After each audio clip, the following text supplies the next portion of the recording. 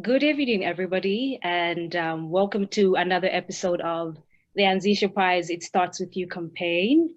I'm your host, Kondwani Gabriela Banda. I'm an entrepreneur and Anzisha Fellow from Zambia.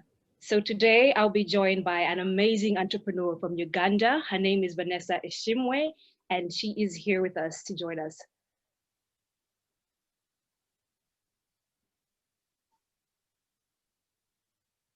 Vanessa? Hey, hello. How are you? I'm fine. I'm so excited to be here. I'm excited to be here too. Vanessa is an amazing entrepreneur. She is from Uganda and she is a social entrepreneur who I look up to as well as a fellow and entrepreneur. And she is one of she's one of the focus of the It Starts With You campaign, which is a campaign by the Nzishu Prize, hosting 8 amazing, very young entrepreneurs from across the continent. This is a campaign that's centered on their journeys and what behaviors they cultivated in order to attain the level of success that they have. So without further ado, we're just going to watch Vanessa's story and sit tight as we look into Vanessa's entrepreneur journey.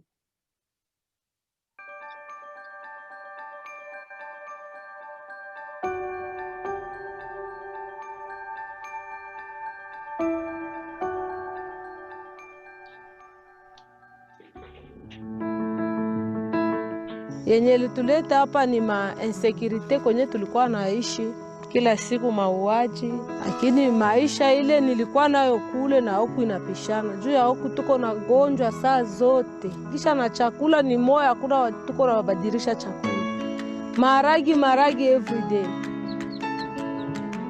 Nimeitwa kwa jina la Mariamu Rosette. Niko naishi hapa Sweswe na watoto sawa damuani. Niko natumika kazi ya kilimo juu ya watoto kusudi tupate chakula kunyumba na masomo basome.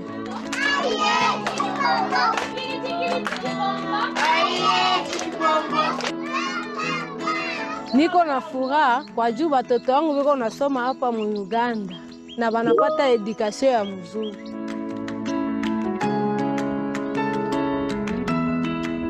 Many people in our communities in this refugee settlement come from different countries: Congo, Burundi, Rwanda, a few from Somalia, Ethiopia, and Sudan. But many of them run from political instabilities, wars, hunger, famine, and poverty. And some don't pick up, like they don't get used to the environment very quickly. Hi, my name is Ishimwe Vanessa. I am 23 years old and I am here to say it starts with you. Ça commence avec toi. My project or my organization is called Youth Initiative for Development in Africa. We started with a school for little children, and we also do entrepreneurship trainings for young people between the age of 15 to 30 years old. In this school, we have designed the curriculum that is flexible to fit the needs of the children in the refugee camp. We pick our teachers from the community, so they speak the language of these children, unlike other schools which speak a different language from what these refugee children speak. I was inspired to start a social impact business simply because I was also one of those people that needed the help. At first I was in school and then dropped out because I didn't have enough money to pay for my school fees. And then I realized it wasn't only me. Starting from the little children to youths, many people do not access education. And after realizing it and coming out of it, I realized there are so many other people who need the help that I needed. Therefore, I started this social impact business. The kind of parents we have in this community are mostly refugee parents who earn their money from getting monthly ratios from WFP and UNHCR, and others from farming, from cultivating maize, beans, different food crops to survive. And each parent of these children contributes 15,000 Ugandan shillings to help us run the school, and they also contribute 5 kilograms per child to help us cook porridge for the children while they're at school. Tulisikia furaha mbele masomo iko bieju ko karibu na nyumba. Juu hata kuna kwa shida fulani banakuita pa masomo neno na regle na baalimu. Maana ya masomo kwa watoto wangu premièrement kusaidia famille mwenye tunaishi mie bo famille biologique.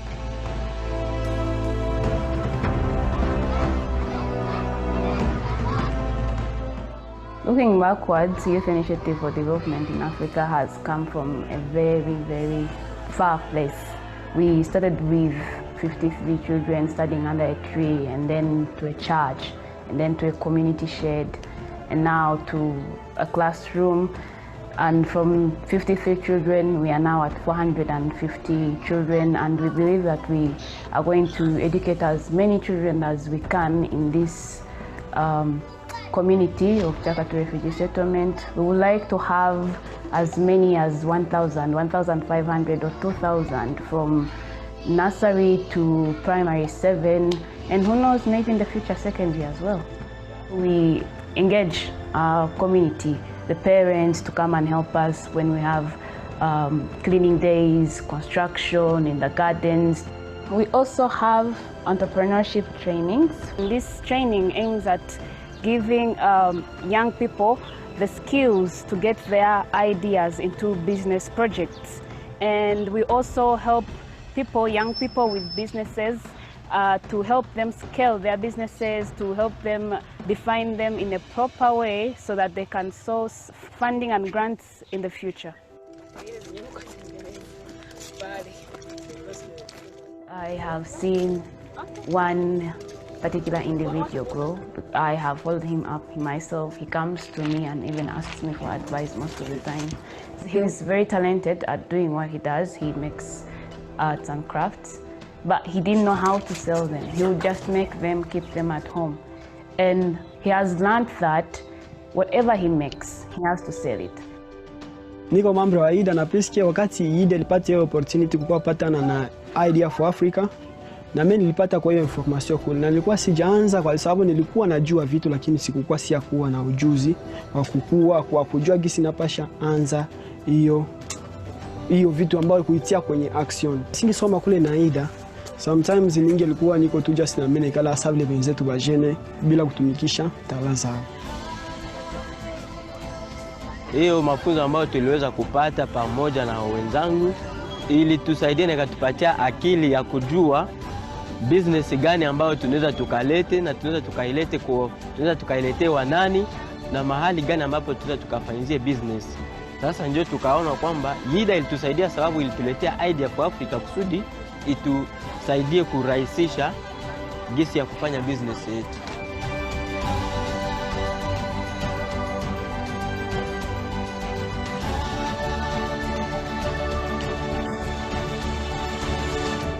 Entrepreneurship is one way of getting youth to come from job seekers to being job creators for other fellow youths. Therefore, our intervention for this is now entrepreneurship trainings to the young people. Training young people is about every job opportunity created each time these young people start up businesses, since young people employ young people, henceforth creating a ripple effect. In the future, we would like to train more young people in entrepreneurship to create more businesses, hence creating more job opportunities for other young people, and hence developing the community step by step.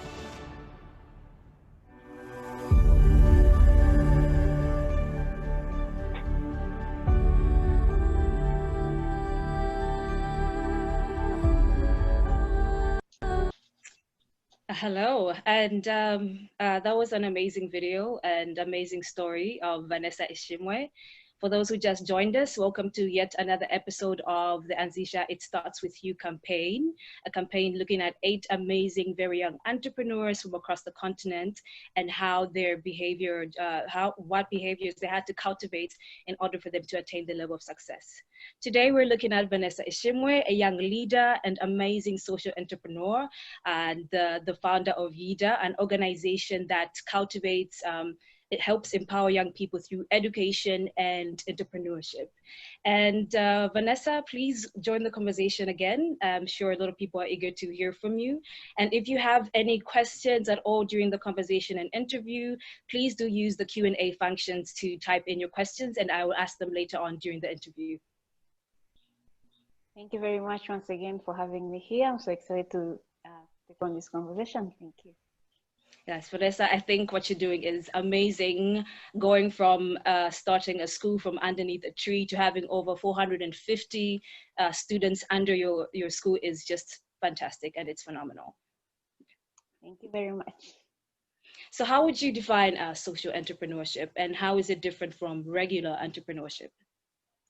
Well, I would say social entrepreneurship is like being in the business of identifying your community's needs and working on them, and finding solutions that can help you solve those needs. And it's only different from regular entrepreneurship because it's the main focus here is not the profit, but the main focus is it's not the profit of the entrepreneurs themselves, but the profit of and the benefit that the entire community gets from the person finding the solutions to the needs that are facing the community.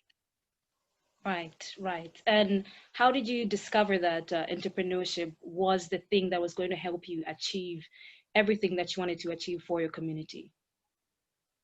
Well, in the beginning, when I was studying, I didn't even call it entrepreneurship. It was a youth group trying to find solutions to the problems that we were facing ourselves, in our families, and in our community. And later it grew for me to understand that it is actually entrepreneurship. I just knew I had to solve a problem, and apparently that is entrepreneurship. Yeah. Yes. How did you, I just wonder how you went from before you started your initiative to actually having the courage to building or to forming a whole school where you're educating other people. Yeah, well, I couldn't have done it alone, by the way. It's all the help of the co-founders, the entire community at large. When we first had our first class under a tree, and then later into a church, and then later into a community shed, the community was watching us, and they were really rooting for us, and they helped us a lot. They themselves, we had parents and people from the community come and set up the first classroom that we had, which is still existing right now. So it was mainly because of the support from the community that I was able to come this far. Right, right. As somebody who was marginalized, do you think that you provided a better service, or you built a business for educating people who are marginalized, refugees, because you understood their needs and what they were lacking? I understood my needs. I knew the needs that I was having, and I knew that very many people are in the same situation as I am. And so I started the business simply to address the needs that I was having, that I had also understood that it isn't just me in this situation, but the whole other group of people and an entire community that is facing these problems. So how about helping the ones that I can help, and while helping myself as well? Right, and identifying that problem, you obviously saw that education is one of the key social issues or needs that people who are marginalized needed. And why did you think that education is one of the things that was most needed by those people? Well, there's a phrase that I used to hear when I was in school that would say education is the key, but I don't know the key to what. But though I do believe that yeah, I do believe that education is very necessary, because I mean it's from education that we learn to write, we learn to talk, we learn to speak to people. I learned to speak in front of I don't know, very many people through speaking at school, and imagine how many people wouldn't be able to like write a CV or write an application to a job because they weren't able to go in school. So it is very, very important that people get an education, that they learn something that will help them in the future, that will help them then while they are learning it, and also in the future. I think learning is very, very, very important for us, and it never ends. And yeah, we need it. Right, right. What benefits have you seen? What do you think are the benefits of being a social entrepreneur? Well, the benefits of being a social entrepreneur is one, you as a social entrepreneur, I have found it possible for me and first my family, then my friends to benefit from what I am doing. If I'm educating other 10 children within the community, and I'm also educating maybe my little sister and my little brother and all that, and making it possible for them. Maybe it wouldn't have been possible for them to attain their education, but it's possible now because I'm doing it, and then I'm inspiring someone else to also do the same. And by the end of it all, development happens in a community without even trying hard, Right. because I've inspired someone to do good, I've done good, and then inspired someone to do good, and then it all creates like blast of development within the community. Right, right. Like a ripple effect. Yes. Exactly. And have you found any disadvantages so far, maybe difficulties in running a social enterprise? Because it's not the easiest business to run, especially when it comes to financing and building the entire business. Could you tell me a little bit more about some challenges that you faced in running YIDA? Well, like you said, there are very many challenges in the area of financing. Most especially because you're literally just budgeting from someone else's pocket. You don't have the actual cash with you, you don't have the actual finances with you to be able to run the programs that you have set apart. So the challenge is being able to get the funding and being able to be sustainable with that, convincing someone that, what, I'm doing this and it is this good and it's going to be this good for this long. Yeah, so that's basically the challenge of running a social enterprise. Right, right. And how have you learned to position yourself in a way that you attract the level of investment or the level of help that you need in order to run your enterprise fully? Mainly focusing on expanding, or should I call it expanding, or making my solution even nicer, and in a way that it helps more people, in a way that it helps a bigger range of people. I mean, very many more people within my community, in a way that it is addressing a problem that is actually existing. Because Right. there are so many people out there who want to help out, Right. and they need to know how many people is this facing this problem, and how can we help them. And then I'm presenting the solution, and they are able to like support me with that. Right, right. Like providing a real problem that's there. Right, right. So how has your understanding of entrepreneurship changed since your journey started and to date? Well, like I said, from the beginning, I didn't know it was entrepreneurship. I just wanted to solve a particular problem, and as I grew as a person and as I grew as an organization, I have learned very many things about entrepreneurship. It's a struggle. It's sometimes it is fun, sometimes it is hard, sometimes you raise the fund, sometimes you're on your toes and you're crossing your fingers that the next year would start with at least some shillings in the bank. So, and I've learned to not procrastinate. I've learned to also think sustainably about the business. Yeah. Right, right. And you had no formal training when you were starting. I think it brings us back to the question that I asked you earlier, into like, how did you gather the courage for nothing to starting this school? Now, do you think more entrepreneurs should take a leap of faith into pursuing what they actually want, into solving the problems in their communities, instead of waiting to be ready, instead of attaining, let's say, a certain level of education that normally society would expect you to have in order for you to run a business, in order for you to cause substantial change in your community? Yeah. Well, I think any entrepreneur just needs to start. Just Right. start. You know, if this politician was saying, if I can did it, you can also did it. I mean, if you can do it, if I can do it, anybody else can do it. You know, just, you won't know that you won't be able to do it if you haven't started, if you haven't tried. I think I would rather keep trying than just failing to try, than just not trying at all. So and that's the advice I would give to them. That's the thing I would tell them. Just start and see how it goes, and I'm very sure it will pay off. Yeah. Right. I think that's something that I would have benefited from in my very, very early years of being an entrepreneur. I don't know if I can say very early years because I'm still 23.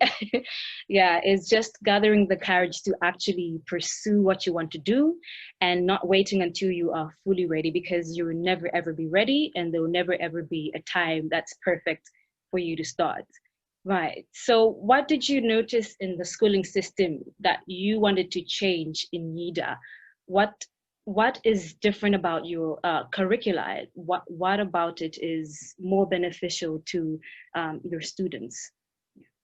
So previously we had so for the primary and lower primary, I mean like primary school and nursery school or kindergarten within my community, if you went to one school, you'd find that the class has about 300 children and about 6 children on one desk, and some sitting and some standing, and you know, and it's almost impossible, actually impossible, for all those children to attain a quality education, for them to be able to learn properly and understand what the teacher is giving them. So we decided we would have a school that would teach the children in a way that every child, that there is no child that is left behind. So we have very few children that are being monitored by a teacher. So we give each teacher very few children to monitor and teach. And yeah, that's how different it is. But otherwise, we integrate them into the system, being most of them being refugees and having come from different systems, different education systems. We integrate them in the system, and we make sure that our teachers and the caregivers that attend to them are able to communicate with them. They're able to speak the same language while also teaching them in the language that is spoken in Uganda, which is English. Yeah. Okay, that is interesting, and that is something that I picked up in your video. I think there's a part where you said you wanted to, one of the main reasons you formed your school was so the children and the refugees could be communicated to in a language that they understood, right? And that's something that's very powerful. And what has that been like? How has it been like working with young people? As a young mother myself, I can't even teach my son a couple of things without completely losing my mind. And I just wonder how much strength it takes, how much dedication, how much effort it really takes to teach young people. How has that been like? Well, first of all, the children are very, very adorable. You know, it's very great. It's playing with them, singing songs with them, and you know, the things they learn are not like chemistry, biology, and physics. You know, it's learning through songs, learning about colors, about counting, and all that. And again, it's not me alone who has been able to manage this. It's the whole community of teachers, of parents who have made it possible for us to be here right now. The teachers who are very resilient, who come from class at midday, and then they're feeling a headache, and then they go back home and then they prepare a plan for tomorrow again, and then they go to class and then they have to shout with the kids and play with them and scream with them, and then have a headache the next day again.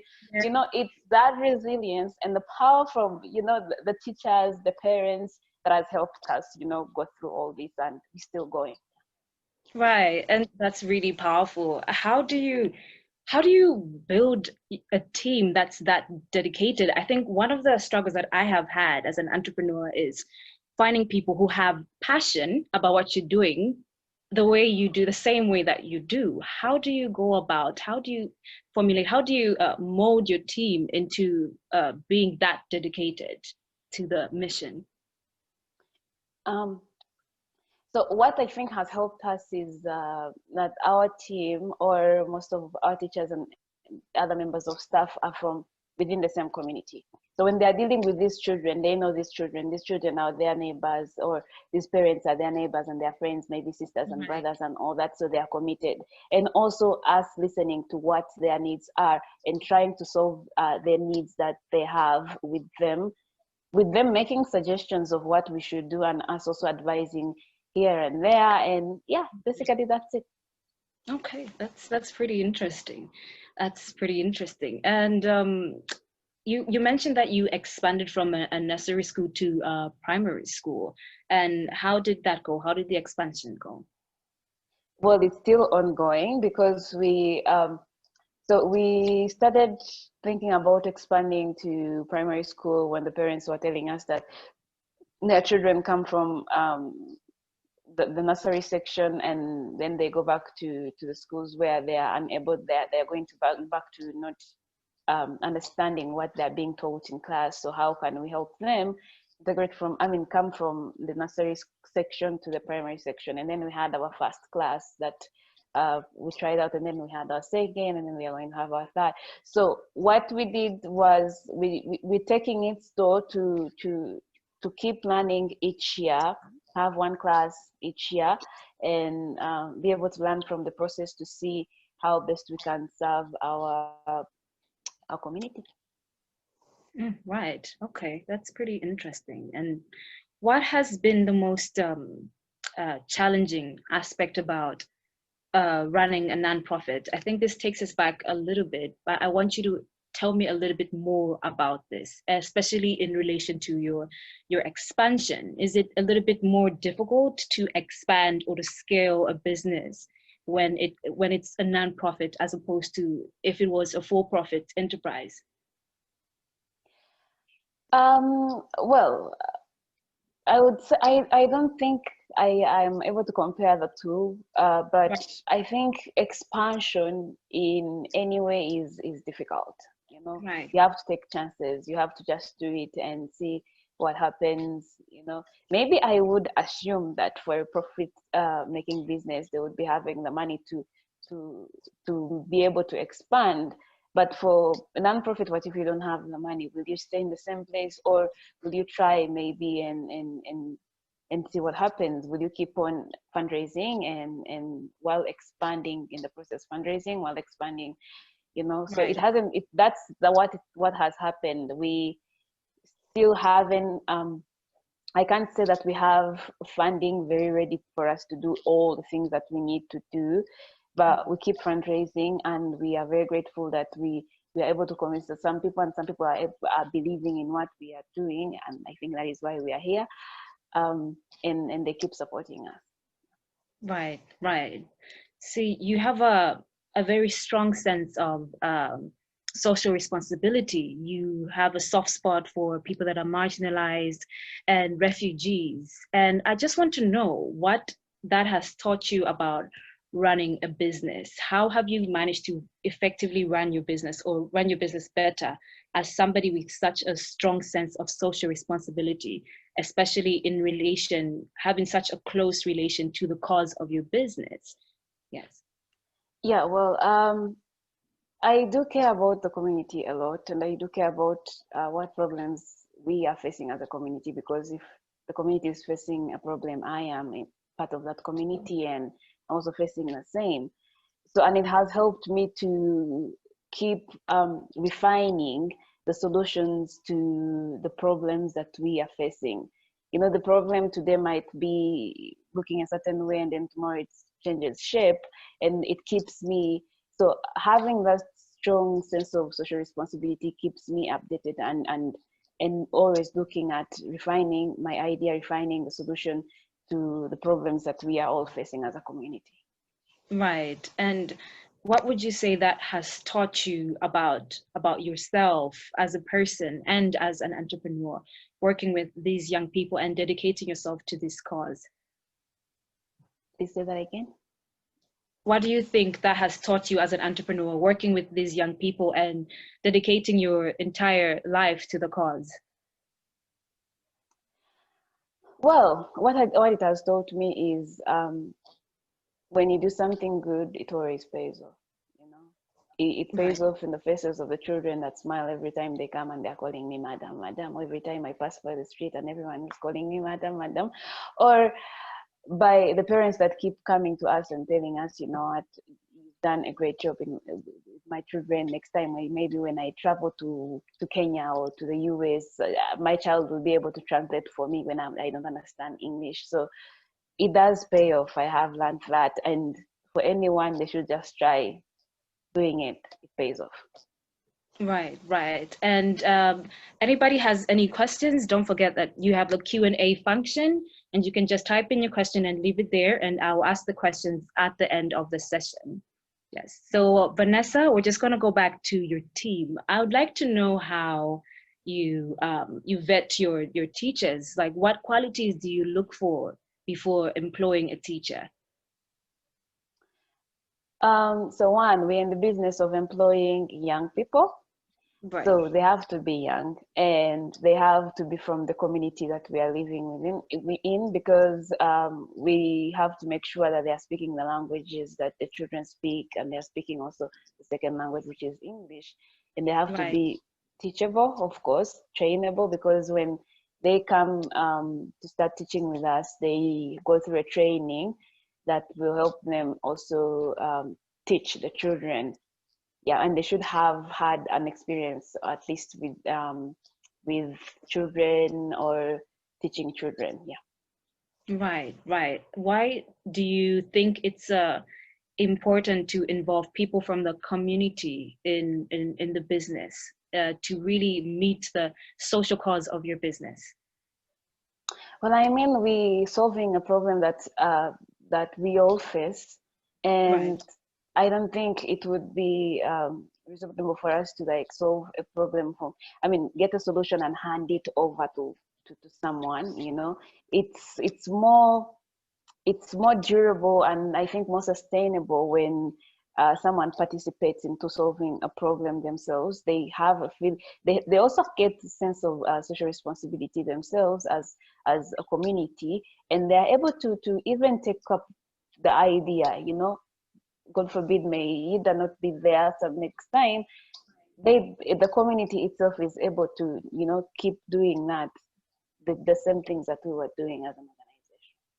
Right, right. I think it's something that a lot of us entrepreneurs need to learn, especially young entrepreneurs, thinking of your business beyond you and beyond Yida.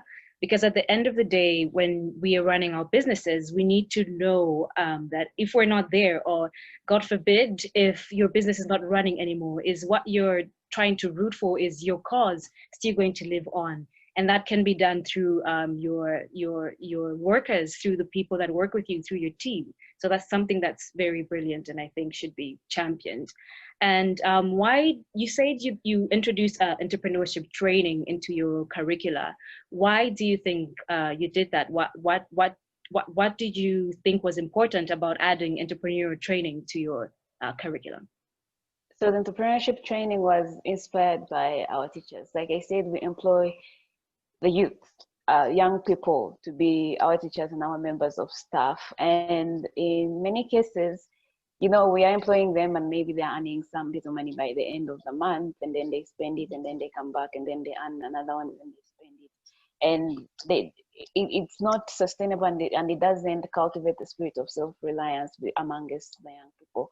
So, and in the middle of the month, they would sometimes maybe come and ask for loans or something like that. And we're like, okay, if I'm to give you a loan, you should be able to tell me what good thing you're going to do with that loan that will benefit you and the rest of your family. So teachers inspired us to have the entrepreneurship trainings to be able to teach them and other young people to have, to save up, to make businesses or to refine their business ideas and be able to employ other people also, because I mean, we can't employ everyone. Right, and that's actually an interesting model. So aside from the teachers who you help start and run businesses, you also have entrepreneurship training for the young children as well. Oh yeah, well, the young children, it's only entrepreneurship during when they are in the primary school section. For the little kids, not yet. But for the primary going children, I think it is a good thing that I think it's something that I would have loved to learn when I was younger, to be able to know how to manage my money and how to maybe save up, how to make my money grow, and even if it is like 100 shillings, to be able to make that money grow into 1,000 shillings as a child. So I think it is important, even when they may not take that path, but at least, well, what if they take it and they don't have skills, Right, right. Speaking of that, are you able to share with us a little bit about your funding journey? Like how, well, I understand that your business is a nonprofit, but how would you say you have been able to get here? Are you able to shed a little bit of light on your funding journey and how exactly you have managed to attain the level of success you have? Well, our funding journey hasn't been very easy, I should say. And like I was saying, it's about making sure that we convince someone that this is a very viable solution to this problem, to this very big problem. And yeah, we've managed to get some people on board, and then they support us, and thank them very much. But also we've also managed to get here through partnerships, getting people who want to do the same thing, and then we come together and do, have our resources, to pool our resources together, and then move on together. So we've managed to reach here because of partnerships and people that have believed in us and supported us, but also in having income generating activities that would help us also run the organization. Okay, right, right. How do you vet your sponsors? Like how do you assess and say, oh, this is a potential partner, and this is somebody that will, or is an organization who fits our organizational portfolio, and let's try and pursue a partnership with them? What is your criteria? How do you usually vet that? Well, in many cases, we will have to see whether our goals or our objectives and our visions align, or in some way similar to ours. And when we find that those they have similar objectives as us, we able to bring them on board, because we need collaboration to be able to reach far. Yeah. Right, right. And have you had any methods that you've used, for example, any fundraising methods, additional fundraising, except from sponsorship, that you've used to build funding for your business? Yeah, well, like crowdfunding, fundraising, maybe from the community, telling them what we are doing and how it benefits them and how they can make it even more beneficial to them. So the community has greatly contributed, like the local community where I am right now has greatly contributed, and they've also contributed towards the learning. For every parent that we have, they contribute some little money and some bit of food for the children while they're here, and that's how we've been able to. Right. So you have worked with a couple of investors, or you've written to a couple of investors and potential partners. What would you say are some key characteristics that investors are usually looking for? Like, how does an entrepreneur usually position themselves for success in relation to trying to get an investor, trying to get a partnership? Well, like I said, is what many investors or donors or grant givers whom we have approached, what they are looking at is, are you solving an actual problem? And how Right. many people is the problem? Are people facing that problem? Are they two only within like the entire community, or is it like thousands and thousands of people within the community? And your solution, is it scalable? Is it something that is going to take to happen today, tomorrow, and next year, and the other years to come? And Right. how, after, maybe if it is a one-off grant or investment, how are you going to make sure that you keep running the organization after the funder has gone? I think that's mostly what they have asked us. Yeah. Right. And managing those finances, how do you and your co-founder, um, how do you know that or how do you make sure that you're managing your money responsibly? How do you plan? How do you spread your finances? How do you prioritize? Well, what helps us is making the annual plan every year, and then also putting it in small sections as quarterly plan, and then monthly plan, and then weekly plan. I don't think we have had daily plans, but that's maybe for an individual. But the planning is key to how we are able to manage our finances. But also bringing someone in, getting someone to come and look at what we are doing, like maybe an auditing company or a mentor to come and look at what we are doing, to be able to help us and maybe keep us in check, to tell us, okay, you're doing this right and you're doing this wrong, so maybe you need to change this and improve this, like that. Right, right. And that's always something key, to have somebody, an external eye, look at your finances and what you're doing, kind of like an occasional audit, so that you're on the right track and you're not holding yourself accountable. Even though self accountability is key, it's always great for somebody else to hold you accountable, because it heightens your sense of responsibility. And tell me, have you had any bad experiences with an investor? And if so, what exactly was that experience? Well, I wouldn't call it a very like bad experience. I can say maybe it's a bit of a challenge sometimes, you know. There are times when you're being funded, and then the investor or the person who's giving you the funding wants you to do things that align with their own vision, but not your vision. Or in the beginning, it was what you agreed upon is no longer what we are doing, you know. But then Right. you're unable like to call them out, because you know they're funding you. Yeah, so basically that's the only challenge That you've had, right? Okay, I think that's something that a lot of entrepreneurs would find difficult.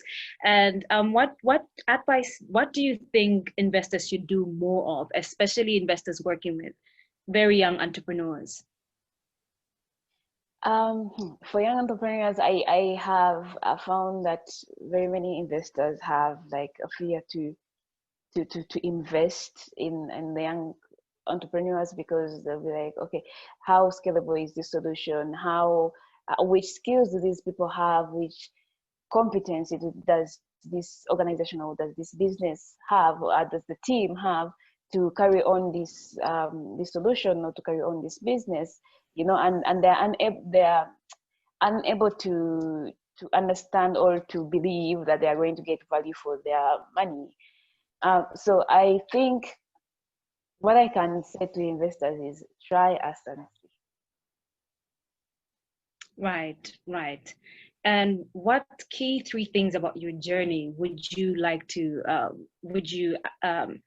what key 3 lessons rather would you give to a young entrepreneur, especially a young social entrepreneur, about running a social enterprise? One, I can say, do not start a social enterprise thinking you're going to I already said this, don't start a social enterprise thinking that today I've started and I have the name and tomorrow I'm going to get my 10,000 US dollar funding from, I don't know whom I've seen on the internet, you know? So it has to be, you have to be very patient, very resilient, and build your solution in a way that is very attractive to the funders. Right. Except from showing funders that you are solving an actual problem, would you say there are any other key things that you would advise other social entrepreneurs to place in their pitch, to place in their story in representing themselves, not only to investors but to the world? Yeah. Well, I think when someone decides to go into a social enterprise, social entrepreneurship, I think they need to be able to know the problem that they are facing. I mean, that the problem that they are solving very, very deeply and very, very well. And I think it's always maybe nicer or better that when you're passionate about solving that particular problem, that in a way that if I had to pitch about something that I'm very passionate about, I don't have to try so hard to say it out or to explain to someone how it is important for me to address the problem. Yeah. Right. And in your story, speaking of telling your story, you mentioned that you want to educate, your goal is to ultimately educate over 10,000 children. And do you have a plan or a strategy that you put in place in order to achieve your goal? Yes, so every year we have a different, we have an increase in the number of the children that we have in our schools. And every year we look at expanding from one location to another. And I think that's a strategy that will allow us to cover as many children as we can. And yeah, we have a particular number of children that we need to educate within a year, and every year it increases. Right. So I want to hear from you. How exactly would you define empowerment? Well, empowerment is, I think the way I would define it is allowing anyone to be confident, to believe in themselves, to believe in what they are doing, in who they are, and to be able to bring up their voice to be heard. Yeah.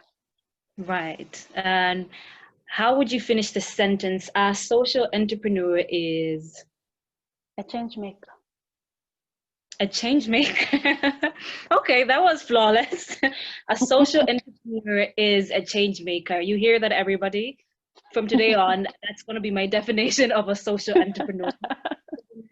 Your story is completely amazing and your work even better. And I've had an amazing time talking to you, and I hope our audience has. So as a reminder again, if you have any questions for Vanessa, please drop them into your Q&A section. And this is your chance to interact with Vanessa, and I will read the questions out loud to Vanessa. Right.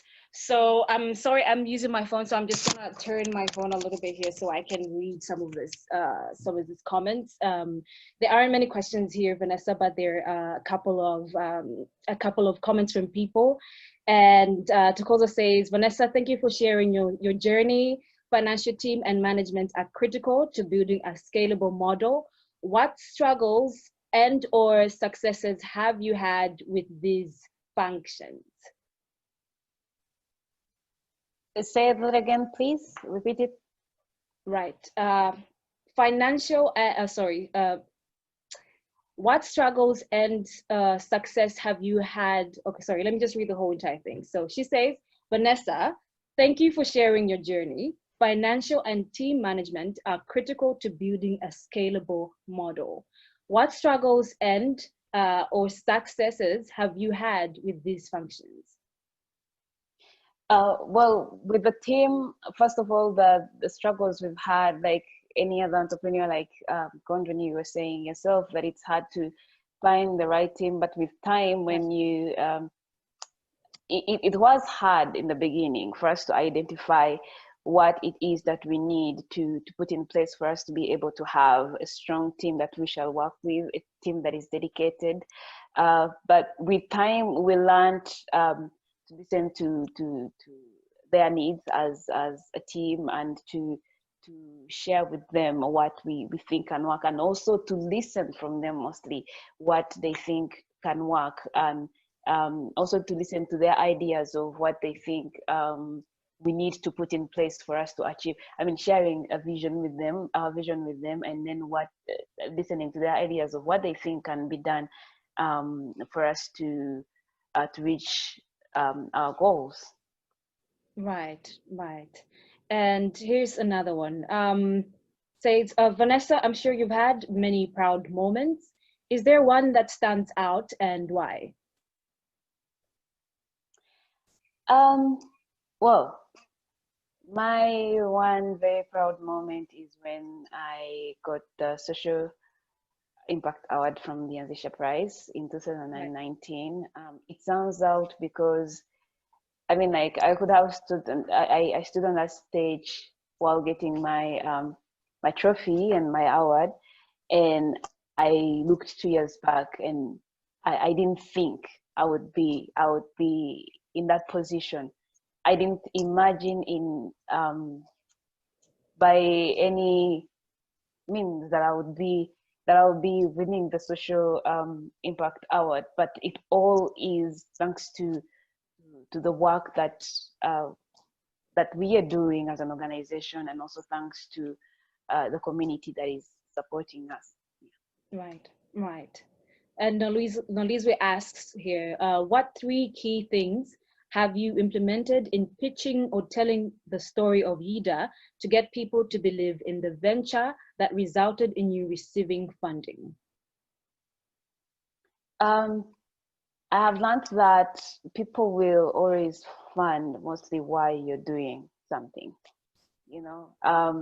And like I was saying, the story has, like I was saying about that knowing the solution, I mean, having a viable solution, having a solution that is strong enough to convince someone, also knowing very well the problem, and also why are you addressing this particular problem? Why you, and why do you think you are the right person to address this problem?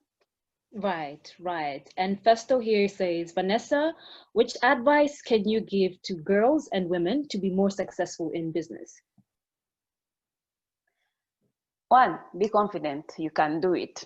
For any girl out there, if, like I said, if I can do it, any other person is you know, able to also do it. They shouldn't fear that they maybe I'm a girl, or I'm not strong enough, or maybe I am not tall enough or big enough, or maybe I'm not ready enough, or maybe someone else did it because they had money in the beginning, or maybe because they had parents in the beginning and stuff like that. So you'll never know until you start. You never know how strong you are until you're faced with, you know, a problem that will need you to like show your strength. Right, right. You hear the girls, confidence is the answer, and with your confidence you can achieve anything and everything. And here George is asking you, Vanessa, how best can I join you to bring your idea to my country, and where do you see your skills in the next 10 years? Well, how to join us? I think someone shared already our website in the chats. Someone who is helping me has already shared our website in the chat. You can really get involved with us. There is a section that is get involved. You can intern with us. You can be a partner. You can be, you know, a collaborator or something like that. And my skills in 10 years, well, I hope I'm hoping and I'm trying to make sure that by the time 10 years elapse, I am able to even inspire a bigger number of people. I am even able to inspire a bigger number of young people to also do the same thing, or even to do greater things than what I have done. And I'm hoping that I would have already inspired a number of them, and that I would be seeing fruits of what will have come out of that. Yeah. Okay, so we're just going to take one more question, and this says, Vanessa, congratulations on a remarkable initiative on your part. Tell me, given that education is an important component of your entrepreneurship, what do you consider to be relevant education in the context of the needs of the community? In other words, how is it linked to and promotes community development? Thank you very much. That's not a so easy question to answer, but I believe what's important in education, one, if we are able to learn how to communicate, like what I'm doing right now, I hope I'm communicating enough. If we are able to learn how to communicate, and that's what we are trying to do with our children, cutting them from a system where they are unable to communicate, maybe because it was in French and now they are in an English system. If they are able to communicate, then they are able to get to solving problems, to get to maybe earning a living, to get to getting a job in the future, to get to maybe get a high score in class, you know. And also education, okay, communication, and also I believe in entrepreneurship again. You know, for every person to have an entrepreneurship skill within their life, to be able to know how to grow.